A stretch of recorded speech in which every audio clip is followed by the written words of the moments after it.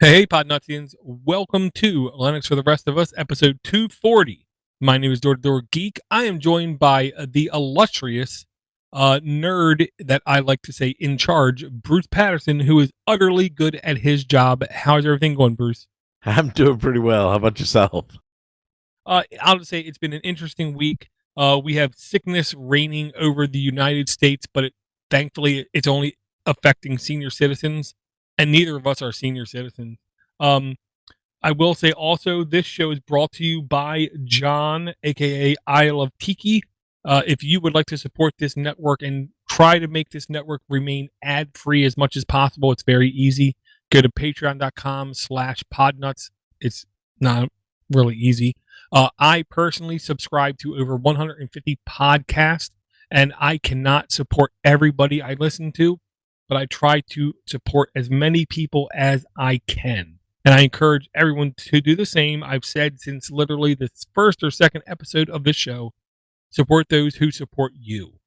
And I'll ask Bruce, I hope you had a non painful week, because I will say, the holiday season is when people get really sick and seem to die. Now we're in that limbo stage where it's just long enough after the holiday where things just seem to get frustratingly difficult. I don't know if that happened for you, but it definitely happened for me. Well, one of the things that we talked about a little bit earlier was the fact that the company I'm working for has no plan. Someone's going to get sick. It's really funny because what they're trying to do is push the envelope, saying, if you feel sick, stay home. Now, what they didn't say was, if you feel sick, stay home and be sick. Don't do any work. There was none of that. It was just stay home. Yeah, I'm a government employee. We had a announcement, and it was unbelievably non-specific. This is the way I put it. I work where I work for a reason. I'm there not because I have, massive amounts of charisma. It's not that people there love me. It's not that they pay me lots of money. Right now, I have over 3 months worth of leave accumulated. So when I go to like physical therapy for my shoulder, I tell the guy I can come in 10 times a week if you want. Doesn't matter. I have so much leave, it doesn't matter. But if you ask me to pay any money, that's when we're going to say slow down. My job, I told everybody involved, look, I actually never need to be in the office, but considering if I telecommute, you want me to document every 6 minutes of my workday, I'm never going to telecommute. And if you tell me not to come in, I'm not going to telecommute. I'm going to use my leave, and don't ask me any questions. Well, that's interesting that you mentioned that because my brother works for Daimler Chrysler up in the Northwest. And interestingly enough, they thought it would be beneficial to install some software that literally pops up every 5 minutes in the middle of your screen saying, what are you working on now? By the time you're done filling that out, another one pops up. What are you doing right now? You could literally do that all day. Exactly. I did have a coworker who, for 1 week, teleworked, and literally easily 80% of his reports were, I'm filling out my reports, kind of thing. And none of his bosses, none of his supervisors, I believe, got the message, because I firmly believe those reports no one actually reads unless they absolutely have to. But I'll just say this. I digress, because, we could sit on that kind of topic for hours and hours and hours. And I will say to everyone, including Bruce, between episodes, me and Bruce don't chat. We don't talk. So I'm going to say this to Bruce for the very first time he's ever heard it, and to the listener, and I'll say it like this. I would like for anybody to call me out, but I want Bruce to call me out more than anybody else, because if Bruce calls me out, I know there's a reason behind it. Speaking of calling me out, we do have an email. Do you want to read that email, Bruce? Oh, actually, hold on for a second. Let me prepare. All right, here we go. Sorry about that. So let's see. This was actually from Derry, who says he was listening to our show on Padlock, and he's in the process of evaluating which password manager product to use. He said, "You seem to have a strong opinion regarding Padlock and is more secure than Bitwarden. Wondering if you can share why that is the case or point me to some resources to explain why one product is better than the other. Thanks, Derry."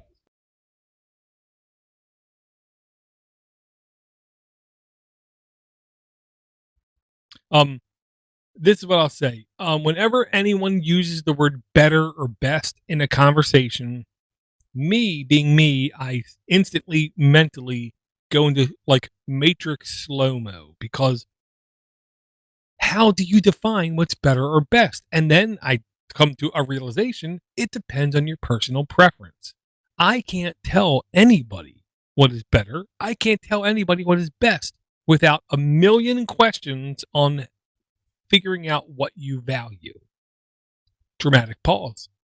If you send an email to this show and you do not send it to podcast for the links, podcast at lengthsfortherestofus.com, and I don't reply, don't be shocked because you're an idiot. That's just the way it is. And if you email me and you're from a podcast that is blatantly anti Semitic, don't expect a reply because I will not reply. Okay, here's the whole thing I'll say security is really difficult to define. Secure is even more difficult to define. I'll say Bitwarden seems to me that it seems to be much more interested in persona, in public image, in marketing, and not as interested in actual security.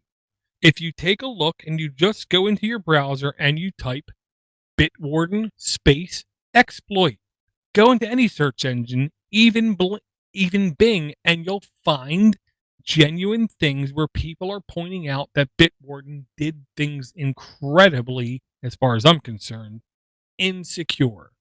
Okay. Now, Bitwarden has been around for years.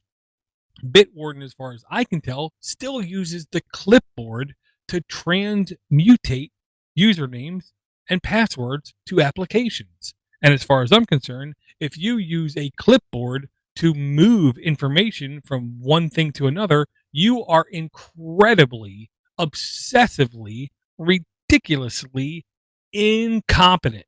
Because if you rely on a system like that, then you don't understand security as far as I'm concerned. And it looks like Padlock and Passman both do not use the clipboard as far as I can tell. I could be completely wrong. And if you send me an email questioning my value judgment, I really want to first reply, are you a security professional? Because I already know the answer. The answer is no. No, you're not. Neither am I. So maybe we all need to stop asking each other's questions and try to find security professionals who value these kinds of things, maybe Patreon them some money, PayPal them some money, and ask them to dig into all these applications and actually do like a deep dive and figure out which one is safer, which one is less secure, because I am not a security professional, but I believe Bitwarden is less safe. Actually, that's a good point. One of the things that I think is interesting too is that it's going to be a lot of digging and a lot of personal research too, because at this point, who do you trust? Because I can tell you firsthand, there are a lot of frauds in the security industry. And one of the things, let's put it this way: if you ask somebody a question and they give you a non committal answer, like we suggest, well, that's not good enough. You have to commit to your own answers, because if you can't do that on the very surface, then I don't think I can take you very seriously as a security professional. Yeah, and I will say, I don't understand people's lax like reaction to certain things where if you were walking down the street in any city in the world, Beijing, Amsterdam, Rio, New York City, and a con man asked you a question, you would pretty quick in identifying that this guy's full of crap. Yet online, when we have pretty web pages and pretty like news articles, paid news articles into our feed, we seem much more willing to accept. And I don't understand the general population's willingness to not question things. Where I will say, I do believe my greatest trait and ability is skepticism. And I will say right now, skepticism and cynicism are completely different things. Cynicism for the layman is not only do you question things, but you don't believe the answers that you get. Skepticism is you always question things, but then you reevaluate when you get answers. I believe I'm skeptical, not cynical. Well, you're one up on me because I tend to be cynical. But anyway, these are my demons to deal with. Actually, one of the things I was hoping we could sort of segue into is have you ever used Trello before? I have used Trello-like solutions, and now again for the layman, what Trello and it's really difficult to explain. If you watched Silicon Valley like I did, and I love that show, Trello is a like post-it note, is a digital post-it note like solution where you have different stages of things. Like here's an idea, here's the progress I made, and here's the actual resolution to it. And what Trello allows you to do is to basically idea swarm kinds of different things. And I will say Trello is one of the most user friendly, feature rich solutions for this kind of thing that I've seen. I have used it, but I immediately stopped using it because I realized really quickly it meant I had to do work, and I'm incredibly lazy. Well, the reason why I bring that up is because one of the things that I've run into in the last couple of weeks is that, usually when you have a lot of items that you have to keep track of and you're juggling a lot of balls in the air, the problem is that sometimes you forget about a few of them. And so one of the things is that, yeah, you could use a spreadsheet for something like this, but I decided we needed something a little bit more than that because we also need to share with my teammates some of the other things that we're constantly doing. So one of the things that I think brought me back to this, I used it a couple of years ago to track project work, and I think that this is ideal for such a thing because project work has its own metric, and for something like this, I think if you put it in a place where everybody can see it and the boss can see it, and they can get the status of it without actually having to ask you, that's kind of a win as well. I know that the entry level user is free for this. And if you want to do something a little bit more hardier, I think it's $10 a year per person or something like that. But anyway, so I just thought I'd mention it along because, I think this is better than a spreadsheet and better than whatever ticketing system you're using. And it helps you keep track of projects. Yeah, I'll say I have never interacted with a ticketing system that I thought was good. I have no problem saying that out loud. And when applications like Trello surface, they instantly gain a lot of clicks. They gain a lot of fans because they're clearly better. There are more than a couple free solutions, capital F free solutions, and there's more than a couple self-hosted solutions where you can literally pay for like a digital ocean droplet or install them on a computer or microcomputer in your own environment, open up a port, and you could really self-host. And I really have a hard time distinguishing the features that Trello has, because Trello to me is almost the premier in this kind of task management solution, and the other solutions. I have a hard time understanding the differences between them and why one is clearly better than the other. I will say this: if you, the listener, have a task management solution out there. And if you say Teams, do not send an email in. But if it's something else, podcast at linksfortherestofus.com, because I do like I'm like really um enthralled by the idea of task management. But I'm incompetently lazy and never want to actually be the person to implement such a solution. But if I were to partake as a like third party in a solution, I honestly am really interested in them. Trello, I'll say I toyed with, and I was really honestly impressed at the polish that it had. Well, I'll give you a little bit of a rundown on it in another week because, I know we're not going down the enterprise road, but I was thinking also more for personal effects too, because there are some things that I could definitely use and organize my day. Because if there's one thing I'm horrible at is organizing myself. If anything, what happens here is that, you tend to take on more work than you actually can do. So if you actually, and what do? You overpromise. And in that case, it never works out well. So if you can actually just pin down the things that you have to do, you can actually legitimately say, I do have the time for that, or "No, I have no time at all." So yeah, something like that. Yeah, and here is a link that will be in the notes, and it's not hashtag not shocked. And every time I say hashtags, my kids like roll their eyes so vigorously, like the Earth's momentum changes, kind of thing. But hashtag not shocked. Uh, there's a GitHub link that I'm gonna put in the notes, and it's called Awesome Dash Self Hosted. Bruce, I definitely encourage you. This is a unbelievably educational page to just peruse, is the best way I can put it.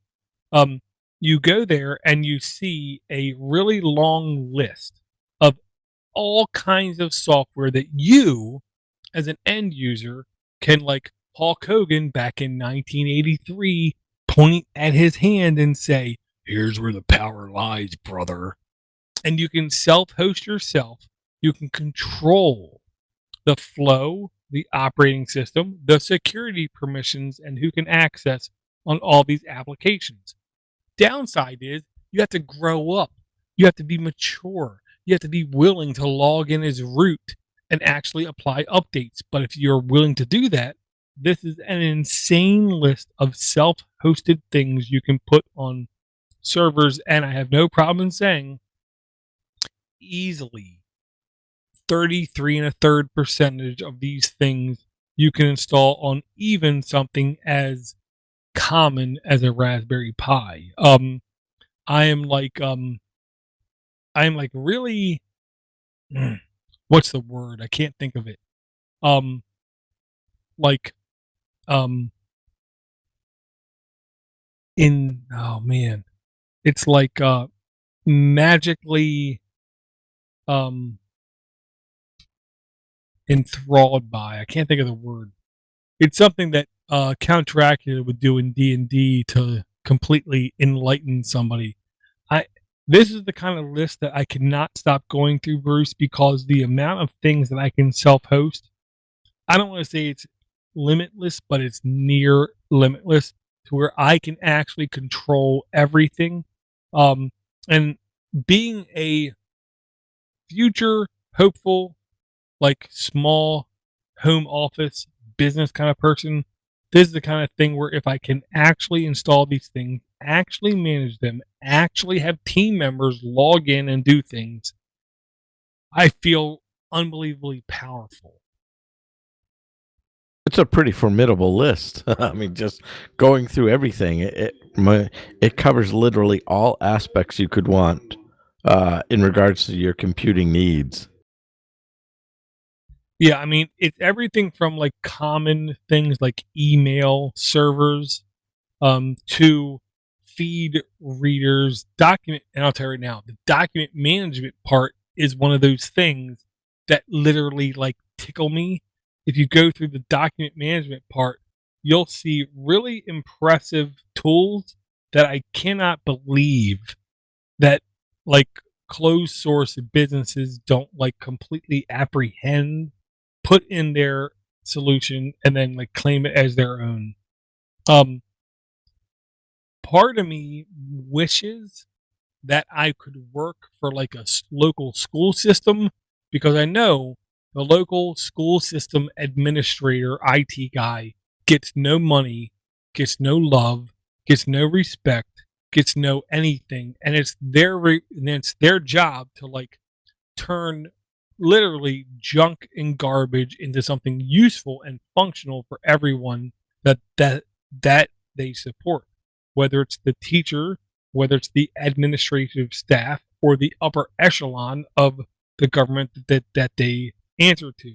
And these are the kind of solutions, whether it be like the old chalkboard type solution that they would use, or whether it be like a self-hosted document sharing solution.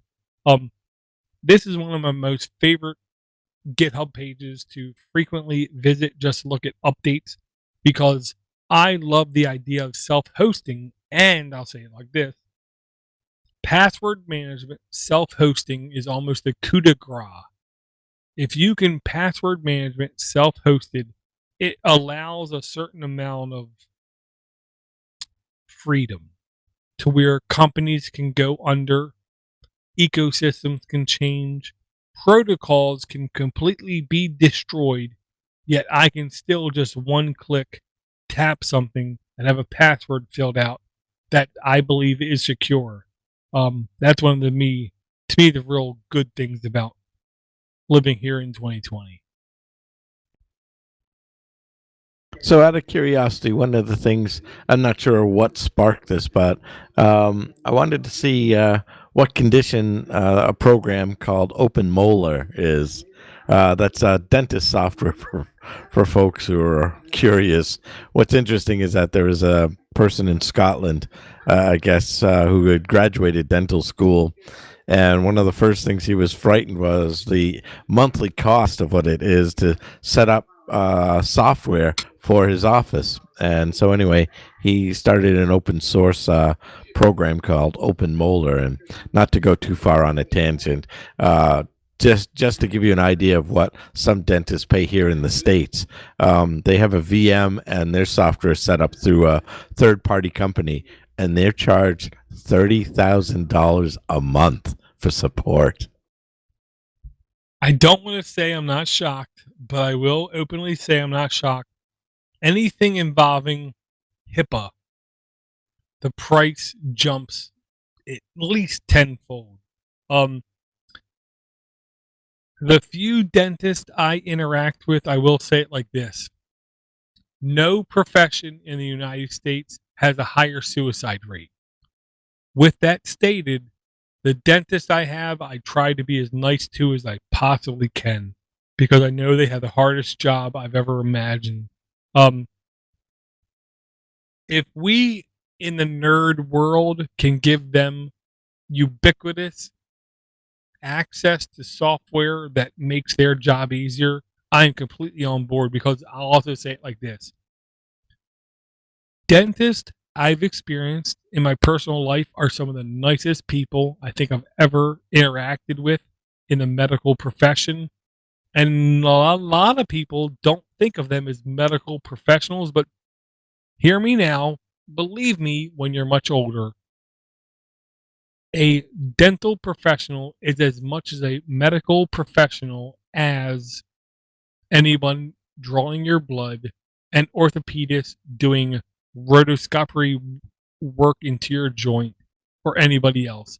It's just the fact that they only deal with your mouth. Well, and what's worse is that studies have shown that dentists can actually see potentially 125 different illnesses based on the condition of your teeth.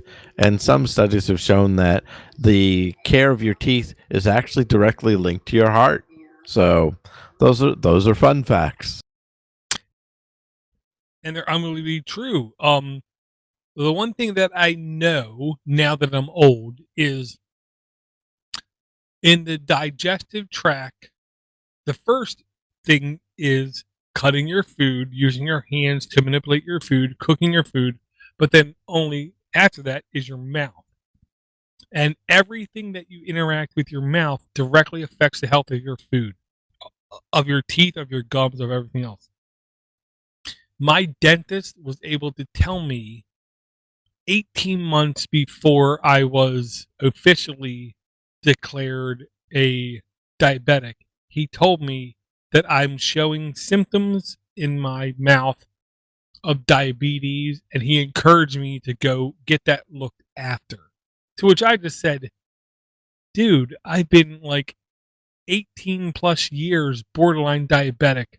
I'm happy you finally recognize this in air quotes, but sure, whatever you say. In hindsight, he was right. I should have had it looked after. Instead, then was presented about 18 months later with my doctor telling me if I don't dramatically change in the next 30 days, he's going to prescribe me to take a shot to my belly every day, like self-prescribed. To which I said, I think it's time for me to change. Yeah, usually I wait till those last moment extreme measures to actually do something on that. All right. Well, anyway, I didn't mean to sort of railroad us there. Actually, the one of the interesting articles that caught my eye with the Smithsonian releasing over 174 years worth of photos. What is it? Roughly 2.8 million images into the public domain. I think that's probably the first batch of data that the archive .org has actually received in quite some time.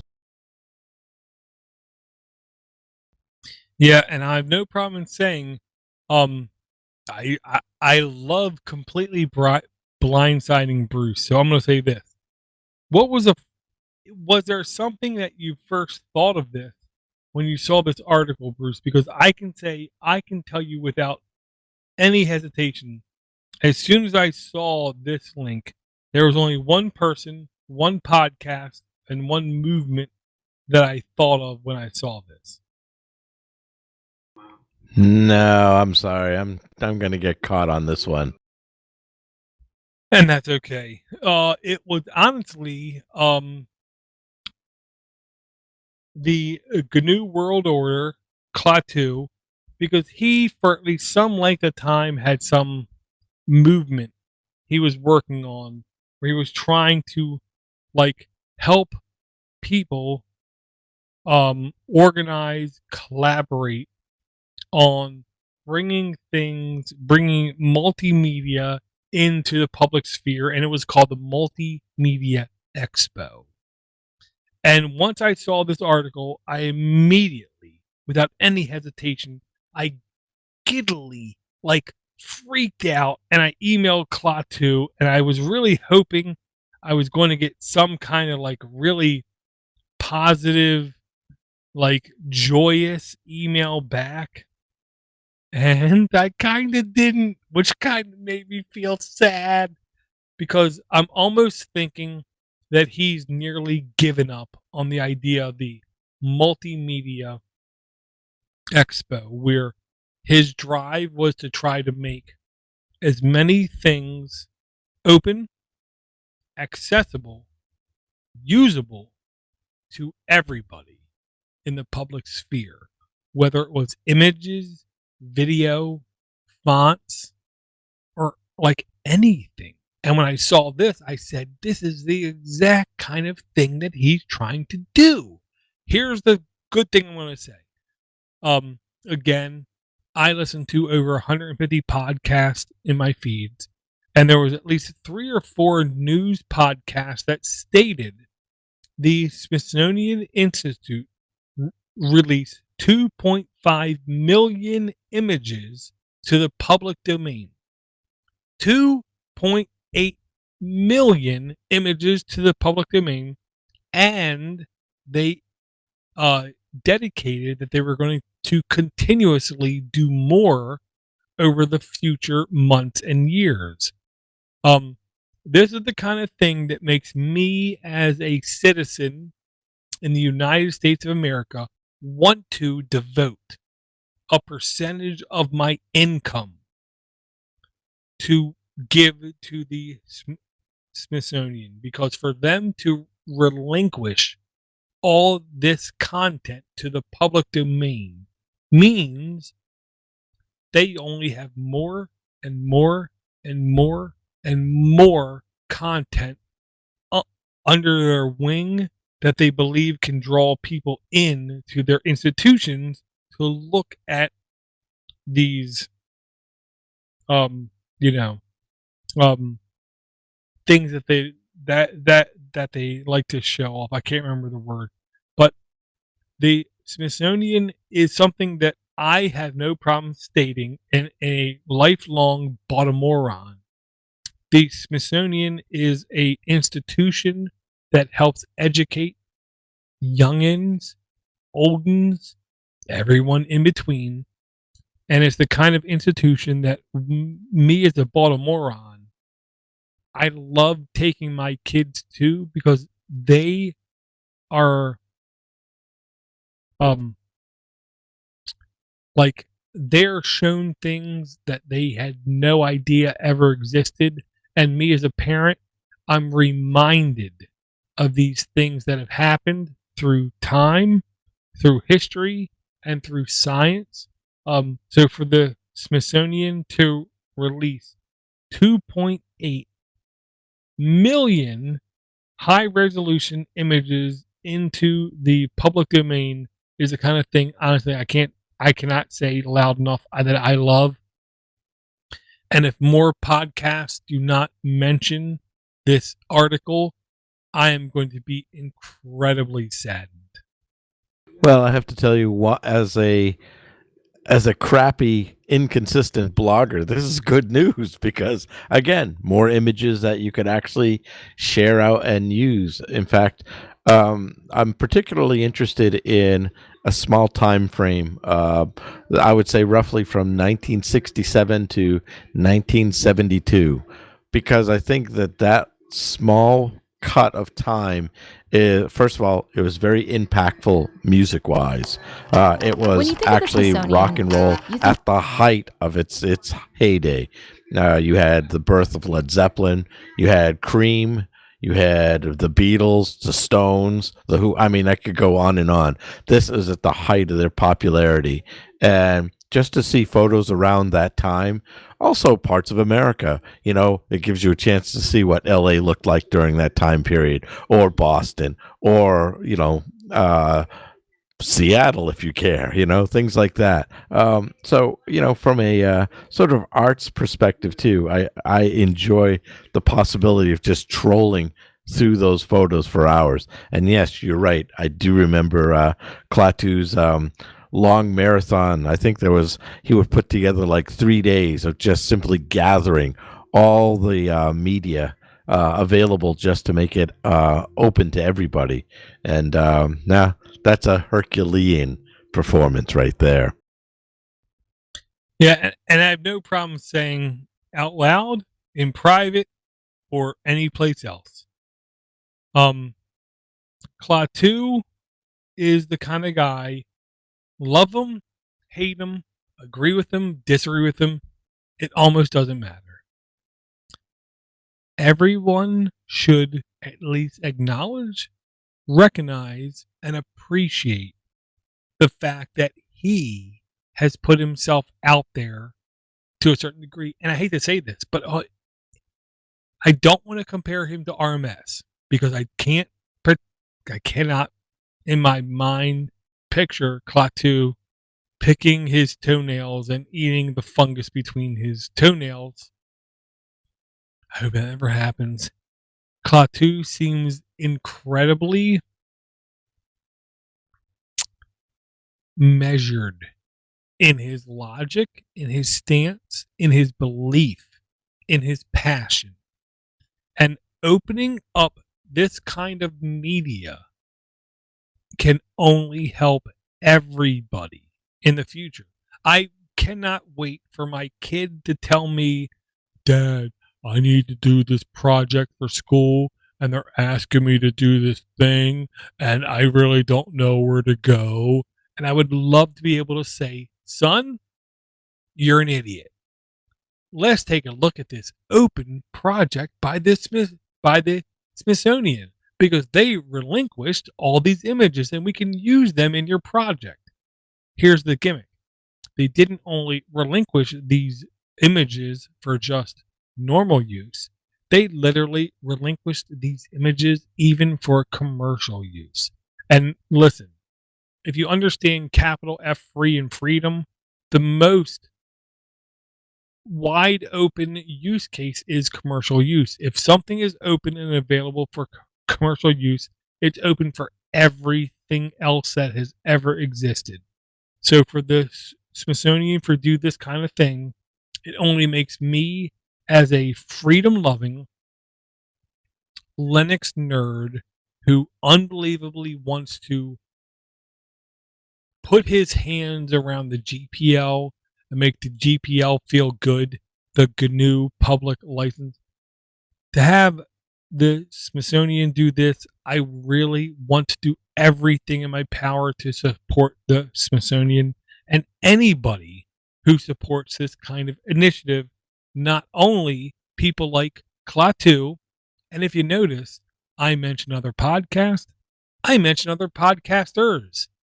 I dare ask anybody else out there how many other Linux podcasts do that. They don't. GNU World Order. Check it out. I guarantee you this. If you listen to the latest episode and it doesn't strike your fancy, listen to other episodes and I guarantee you something will. This is kind of like our ice bucket challenge. One other thing that's interesting, I just went over to archive.org and just checked their images section. So with the Smithsonian's contribution, I'm sure that they'll at least link some of these images. Archive.org already has 3 million images available. So with this extra, it nearly doubles the images that are available in the public domain. This is just such a wealth of free stuff, essentially. Yeah, and without sounding dumb, I really do hate when I say that out loud because I feel like I cheapen or I lessen things. Every year, me as a nerd, I give money to Wikipedia because Wikipedia is trustworthy, Wikipedia is knowledgeable, Wikipedia is an immense bastion of information. I also every year give money to archive.org because if it wasn't for archive.org, we as individuals would not be able to interact with the past as easily as we can. Long story short, if you do not use the Wayback Machine, then you have no interest in history, is the best way I can put it. Because if you would like to know how information was presented to people 2 years ago, 2 months ago, 2 days ago, 20 years ago, there's no resource available on the public internet that can do that except for the Wayback Machine, which is a hosted service by archive.org. And if you don't know what archive.org is and you're too busy listening to anti-Semitic podcast, you need to stop, drop, roll, whatever. I don't care. Just stop listening to that insane crap. Go to archive.org, experience what they offer you, and then when you're done witnessing that, shut your friggin' hole.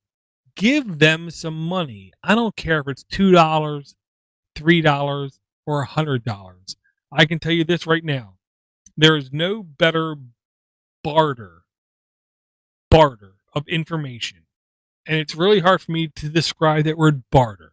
There's no better interface for you to experience raw history, unbiased history, than the Wayback Machine.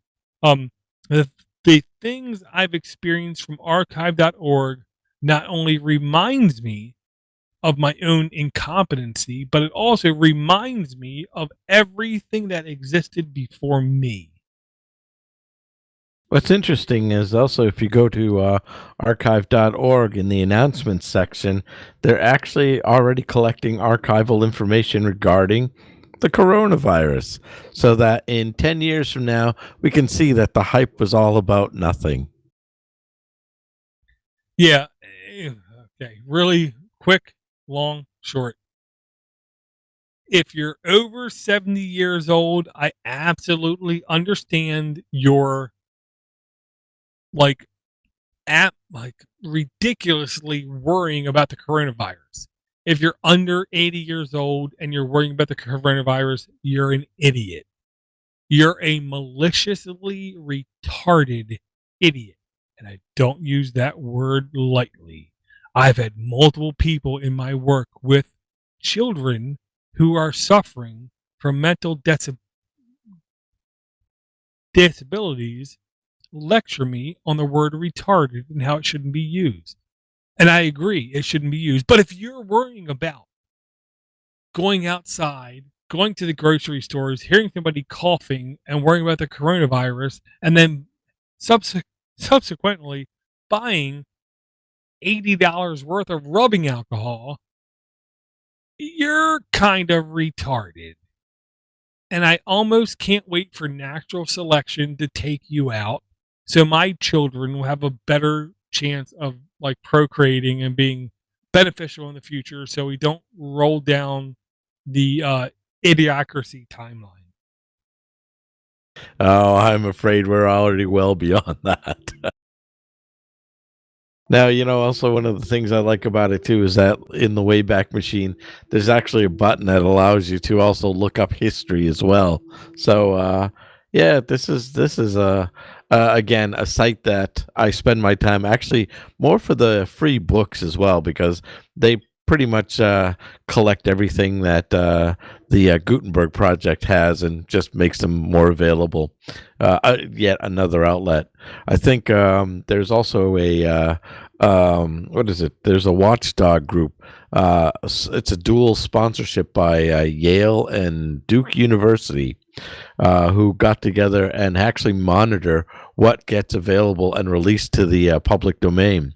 And so, Smithsonian, this is the first time in roughly 3 years that anything has been released to the public domain, given the new legal restrictions around music and even literary pieces of work now. So it's actually nice to see that somebody is not afraid to release something out to the public. Yeah, I absolutely agree. Public domain is the kind of thing that it should never ending consistently be given things to do. And for the last couple of years, it's been unbelievably dry thanks to monopolistic companies like firewalling things off. Um, but this is the first year, literally in like 3 years, we've had things come into it. When things come into the public domain, it enables anybody to publicly address, publicly ridicule, publicly criticize, publicly review, or publicly rebuke, or publicly proclaim that this was the right thing to do. That only happens when things come into the public domain. And I'll say it like this: I'll also secretly, Bruce, between me and you, I've had like 2 or 3 people email me and ask me for access to my Plex server. Sorry, tangent. Long story short, I proclaimed the death of Plex is coming for months and months and months and months. In the last couple of weeks, we've had delegates from the copyright industry complain that Plex shares private copyrighted content illegally, but screw them. And I've had people say, you've mentioned like the Mozilla documentary called Code Rush that I have available on my Plex server. If anybody would like to see anything that I deem as being an important piece of multimedia history, like Code Rush, never hesitate. Send me an email, podcast at Linux for the rest of us and I can give you access to my Plex library until Plex is dead, which will happen. And once Plex is dead, I'm going to move to other services that allow me to share my library to other people. And I will say it like this: if you've never seen Code Rush, I can't say it loud enough. I can't scream it at the hilltop. I can't stand at the top of the mountain and say it loud enough. Code Rush to me was an incredibly eye-opening documentary in the history of Mozilla and what made Mozilla when they actually decided we're going to take this browser source code and release it to the public sphere in an open source format. Once they did that, the company changed. They pivoted. They became something they didn't know they could ever become. And ever since then, I've been doing everything in my power to support that company. Nice. Well, actually, I'm going to circle back very quickly on the Smithsonian. I actually posted in our chat the link from an earlier issue, January of 2019. Apparently, it was actually the first time in 20 years some of the copyrighted works entered the domain. And it's Duke's Law School Center for the Study of Public Domain, where they keep track of all of this stuff. So if somebody wants to remake Cecil B. DeMille's original, The Ten Commandments, and post it on YouTube, have at it. And the only word I can say to that, Bruce, is hot damn. I love when that kind of stuff happens, because creativity is the poster child, is like the cradle of development. And when people are allowed to just create anything they want to create, we have unbelievably rancid, disgusting things that come out of it, but we also have the most beautiful things that have ever existed come out of it. So I'm completely on board with that, because I don't want to dictate what should happen. I just want to bear witness to what can happen. Well, and let's face it, you're currently working with a green screen, and I at some point will be doing the same, and it'd be nice to have a little bit more than some other stuff up there besides my calendar and curtains. You should be seeing other things. So we'll see what happens. Well, it could always be worse, number one. And that's what I keep telling my wife. No matter how bad you think anything is, just remember, it could be worse. It Absolutely. could be a lot worse. All right, well, I'll tell you what. Why don't we check down some other things? Was there actually one that really caught your attention that you wanted to go on with next? Honestly, there was, but I'm going to slowly, methodically talk while I take a look at these things. Now, honestly, the very last link in the notes, xorg/freedesktop.org, is looking for sponsors to help with their hosting services. Now, the main reason this one caught my eye was, number one, if you take a look at the article on Phoronix, and if you don't know about Phoronix, what in the hell are you doing? Hey, Phoronix has been around for a long time. If you love them or hate them, it doesn't matter. Phoronix is a very valuable institution that publishes very important information as far as I'm concerned. xorg/freedesktop.org is looking for sponsors or who may help the continuous integration hosting. And if you scroll down, the thing that shocks me is it costs anywhere from between $75,000 a year to $90,000 a year for freedesktop.org to do what they do. Okay, I've given money to Wikipedia. I've given money to GNOME.org. I've given money to all these other things. I think it's about time that my nerd self stops and gives money to freedesktop.org if it literally costs that much money per year for them to do what they do. Because if you don't know, the backbone of KDE, GNOME, everything involving the Linux desktop comes through, comes because of freedesktop.org.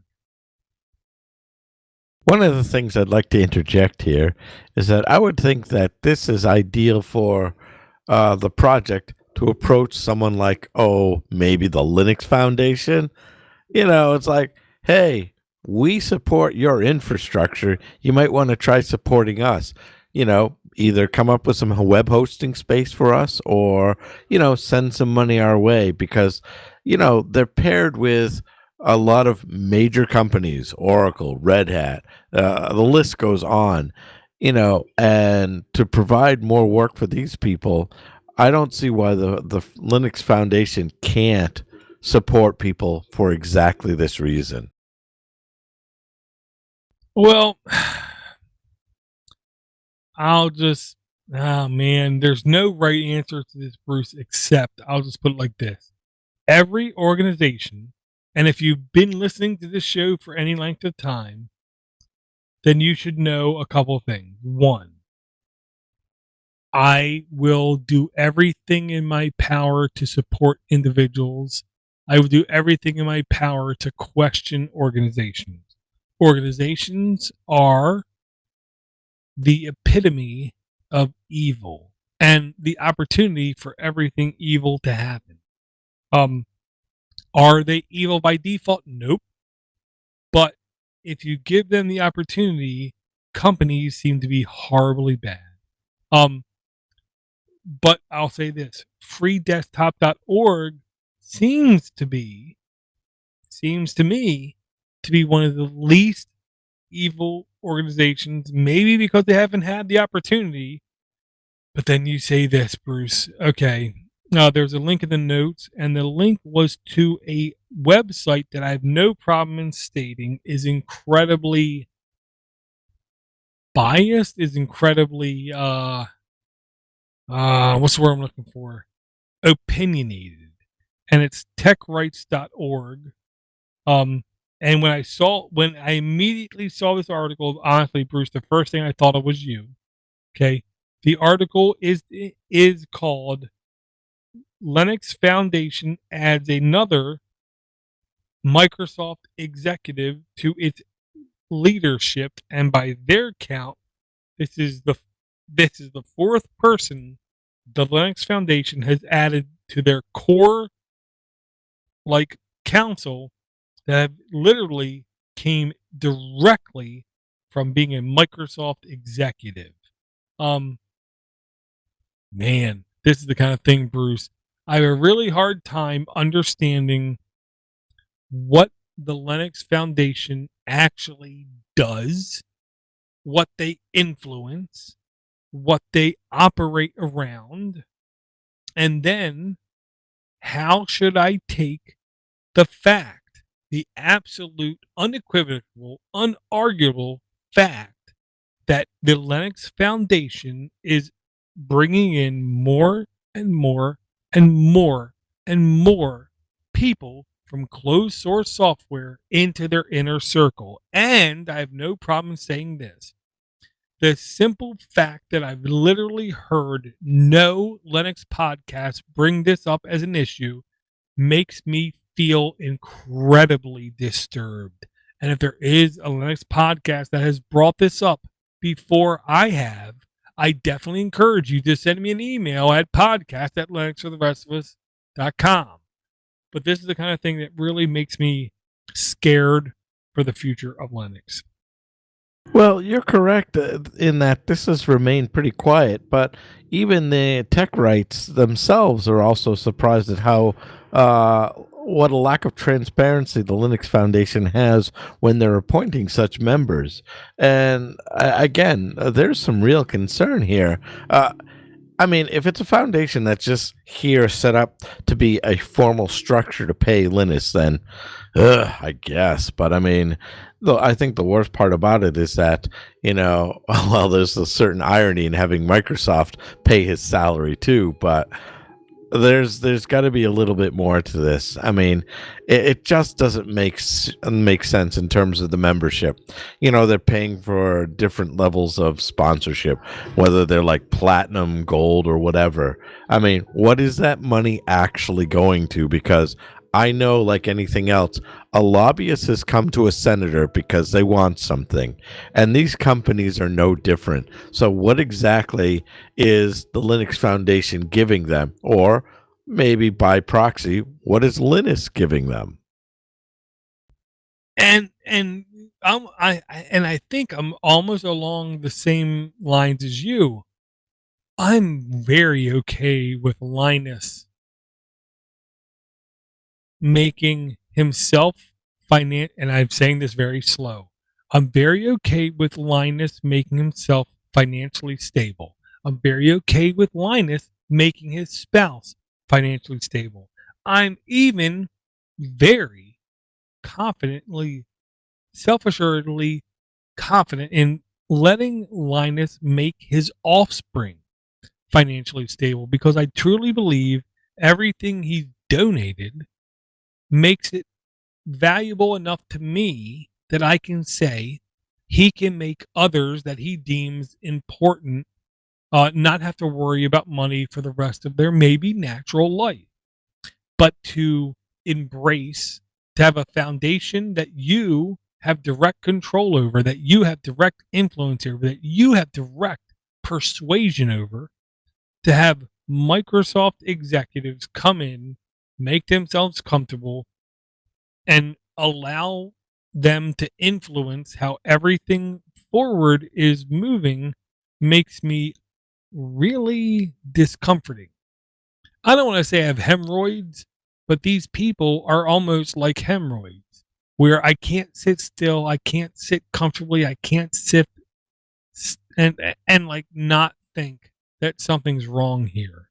Um I could be like just taking these things out of context. I could be just being like a fear monger. I could be completely like out of left field on these kind of things, but I know when a company's number one interest is profit, and that company has executives now in what we call the Linux Foundation, I think it's perfectly safe for me to worry about the future of all these things. And I'll say this again, for other Linux podcasts to not even mention this kind of thing, they're not actually Linux podcasts. They're basically like cheap sex toys on the Linux ecosystem without actually being in the Linux in in the Linux ecosystem as far as I'm concerned. Well, I think even more disturbing. So, if you dig just a little bit deeper, too, I've never heard of tech rights before, but I think I'll actually add them to my current reading. So, I clicked on it, and it has a breakdown of all the stories regarding the Linux Foundation. And in just the first 3 months alone, they are definitely. I mean, these are some really interesting articles here. The Linux Foundation is deeply committed to diversity and inclusiveness, as long as you have perfect vision and use big browsers that spy.